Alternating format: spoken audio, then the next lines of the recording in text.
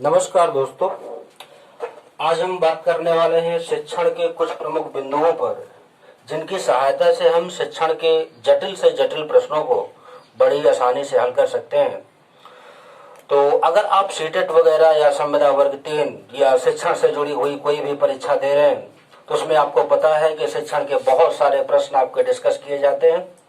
तो आइए कुछ बिंदुओं पर हम लोग बात करते हैं, जिनके आधार पर बिना बहुत कुछ जाने हम यहाँ पर आसानी ढंग से शिक्षण के प्रश्नों को हल कर सकते हैं। तो मेरी बातों पर ध्यान दीजिएगा। देखिए, विकल्प के रूप में आने वाली लाइनें अगर ए बी सी डी यहाँ पर जो है ये विकल्प दिए गए हैं, तो आपको कुछ नहीं करना है। अगर वो लाइन सकारात्मक पक्ष की है तो आपको क्या करना है, सही का निशान लगाना है। और अगर यहाँ पर जो है नकारात्मक पक्ष की है तो यहाँ पर जो है गलत का निशान लगाना है। ऐसे करके काटते हुए चलना है। तो देखोगे 3 में सही है, 1 गलत है, अर्थात आपका उत्तर बी है।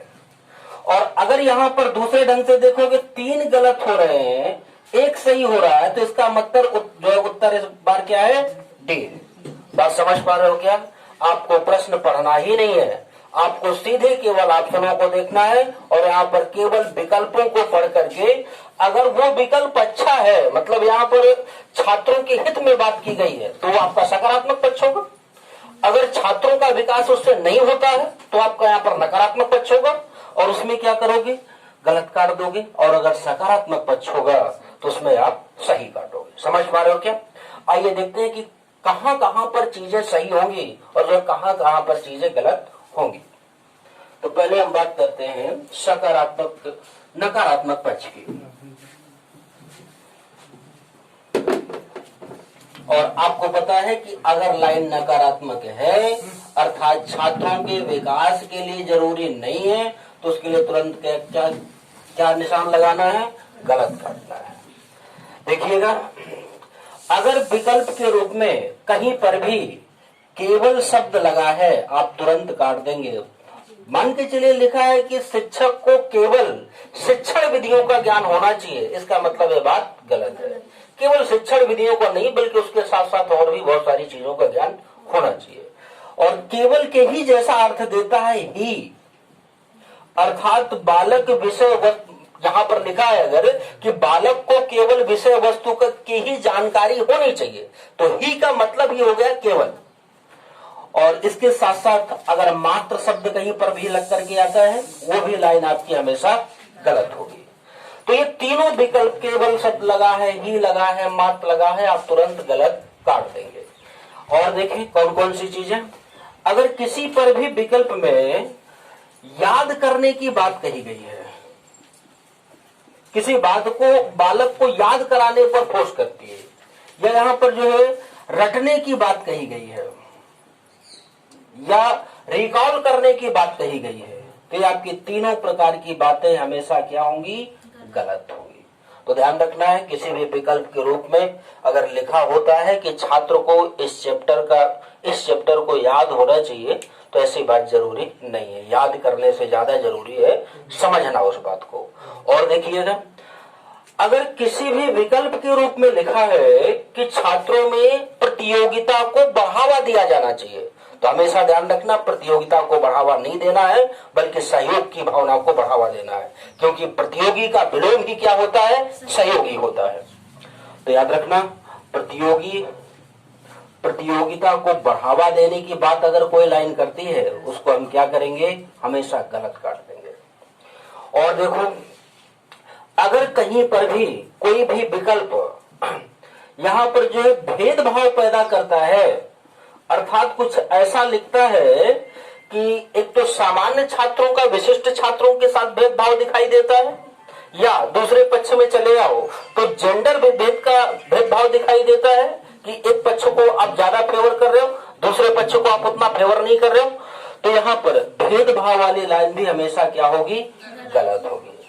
अगर कोई भी लाइन रूढ़िवादिता को बढ़ावा देती है, रूढ़िवादिता का मतलब दोस्तों आप जानते हो, रूढ़िवादी विचारधारा का होना, अर्थात नए प्रकार के परिवर्तन को स्वीकार न करना, या कुल मिलाकर के वर्तमान समय में हो रहे चेंजेस को न अपनाना, वो आपका क्या कहलाएगा, रूढ़िवादी विचारधारा से ग्रसित है।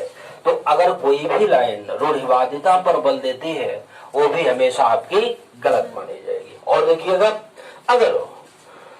अगर आपका प्रश्न भाषा शिक्षण से जुड़ा हुआ है और किसी भी लाइन में कहा जा रहा है कि हिंदी को सिखाने के लिए जरूरी है कि बालक को व्याकरण का ज्ञान होना चाहिए, तो हमेशा ध्यान रखना, अगर व्याकरण के ज्ञान की बात कही जाए तो ये हमेशा क्या है, गलत है।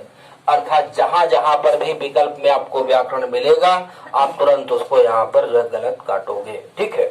या कहीं पर भी व्याकरण के अलावा सिद्धांत को याद करने की बात की जाए तो सिद्धांत भी आपका क्या हो जाएगा, गलत हो जाएगा। सिद्धांत से ज्यादा जरूरी है कि आप उसको व्यवहार में उतार लो। तो एक पक्ष सैद्धांतिक होता है और दूसरा पक्ष व्यवहारिक होता है। आप यहाँ पर जूनियर की क्लासों से पढ़ते चले आए हो। और देखिएगा कि यहाँ पर कौन कौन सी चीजें और गलत होने के ज्यादा चांसेस होंगे, नकारात्मक पक्ष में ही। तो कहीं पर भी हूबहू वैसे ही बात करने की बात की जाएगी, अर्थात कोई छात्र किसी शिक्षक द्वारा बताई गई बात को बिना किसी चेंजेस के साथ उसी तरीके से आपके सामने रखता है तो इसका मतलब है ये तरीका गलत है, ऐसा नहीं होना चाहिए। अगर हूबहू रख रहा है तो कहीं ना कहीं किधर फोकस कर रहा है, याद करने पर या रखने पर। अगर बालक उस बात पर कुछ अपने विचार सम्मिलित करता है और अपनी भाषा में उस चीजों को प्रस्तुत करता है, वो बात आपकी हमेशा सही मानी जाएगी। तो वैसा का वैसा या हूबहू ऐसा कुछ लिखा हुआ है, ये लाइन हमेशा आपकी क्या होगी, गलत होगी। बात समझ पा रहे हो। इसके बाद देखना और इसके आगे देखिएगा, अगर कहीं पर भी विकल्प में आपका जो है सीखने के लिए ये कहा गया है कि बहुभाषिकता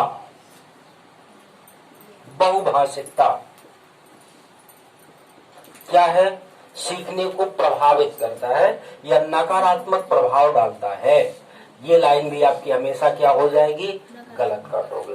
क्योंकि बहुभाषिकता नकारात्मक प्रभाव नहीं डालता है बल्कि बहुभाषिकता सकारात्मक प्रभाव डालता है। तो दोस्तों कम से कम आपको इतने बिंदुओं को दिमाग में रखना होगा कि अगर इस तरह का कोई भी वर्ड मिलता है हम उसको तुरंत काटेंगे। आइए अब देख लेते हैं सकारात्मक पक्ष क्या होता है, जो शिक्षण के विकल्प में देखने को मिलते हैं और लगभग वही विकल्प आपका सही हुआ करता है।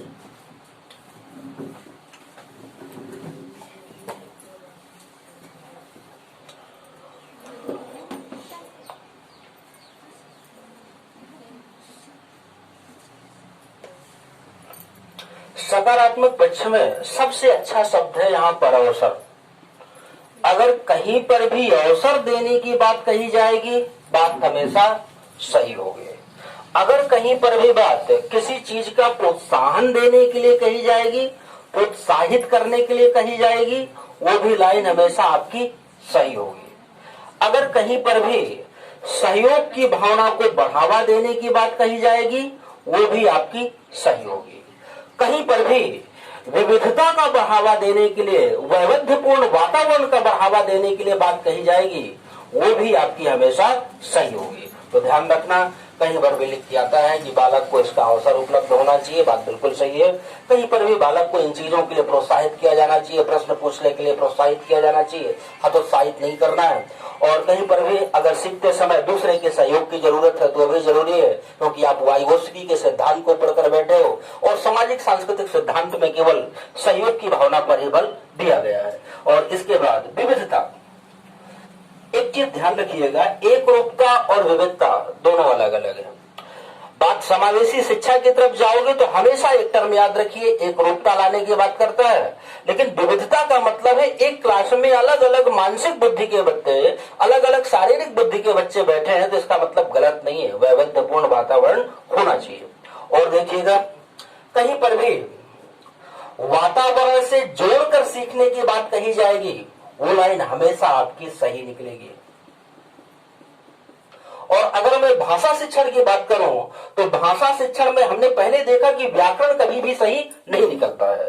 या कहीं पर भी भाषाई कौशल की जानकारी दे रहे हैं तो लेखन कौशल, श्रवण कौशल, तो इसका मतलब लिखना और सुनना नहीं है, लिखना और सुनने के साथ साथ समझना भी शामिल होता है। इसलिए हम व्याकरण को सही नहीं मानते हैं। और जब भी ऐसा प्रश्न आएगा तो आपको याद रखना है, भाषा प्रयोग के अधिक से अधिक अवसर बालक के पास होने चाहिए। ये लाइन ज्यादा सही है। अर्थात हम तभी किसी बालक को ये कह सकते हैं कि उस भाषा पर ज्ञान रखता है जब वो उस भाषा का प्रयोग अपनी व्यवहार की बोलचाल की भाषा में करने लगेगा।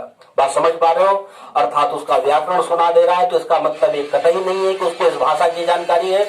हाँ, ये जरूर है कि अगर उस भाषा का प्रयोग अपनी व्यवहारिक बोलचाल की भाषा में कर रहा है तो इसका मतलब है कि उस भाषा को वो बालक अच्छी तरह से समझता है।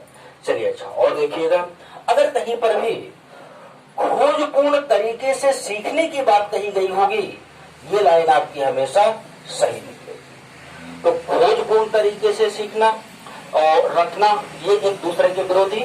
भाई रखना जैसा है तैसा है वैसा रख लिए, और खोजपूर्ण खुद से कुछ ना कुछ प्रयास कर रहे हो, ठीक है, और कहीं ना कहीं सार्थक चीजें इसमें शामिल होंगी अगर खोजपूर्ण रवैया है, ठीक है। तो एक तो ये बात आपको याद रखनी है। और देखिएगा कौन सी लाइनें आपकी सही होती है। रूढ़िवादिता से ज्यादा जरूरी है कि बालक को नवाचार का अनुसरण करना चाहिए। अगर कहीं पर भी नवाचार की बात कही गई है वो आपकी हमेशा सही निकलेगी। अगर देखो भाषा शिक्षण की ही बात करें तो कहीं पर भी पोर्टफोलियो शब्द आया है, तो पोर्टफोलियो जितनी बार भी पूछा गया लगभग 99% आपका सही निकला है। तो ध्यान रखना, पहले समझ लेना कि पोर्टफोलियो होता क्या है। पोर्टफोलियो का मतलब आपको भाषा के संबंध में समझना है। तो इसका मतलब है किसी भी बात को सीखने का एक व्यवस्थित क्रमबद्ध तरीका ही पोर्टफोलियो कहलाता है। और अगर आप इसको संविधान में लेकर जाओगे तो पोर्टफोलियो का मतलब होता है विभाग, अर्थात जो मंत्री होते हैं इनका प्रत्येक पोर्टफोलियो होता है, अर्थात कोई ना कोई विभाग होता है, ठीक है। तो इतनी सारी बातें आपकी इसमें सकारात्मक रूप में आती है। ठीक है दोस्तों, नेक्स्ट वीडियो में और हम कुछ बिंदुओं पर बात करेंगे और इन चीजों को आप पहले क्लियर करिए, इसके बाद नेक्स्ट देखेंगे मैथ और दूसरे विषयों को लेकर के शिक्षण में किन बातों को याद रखना चाहिए।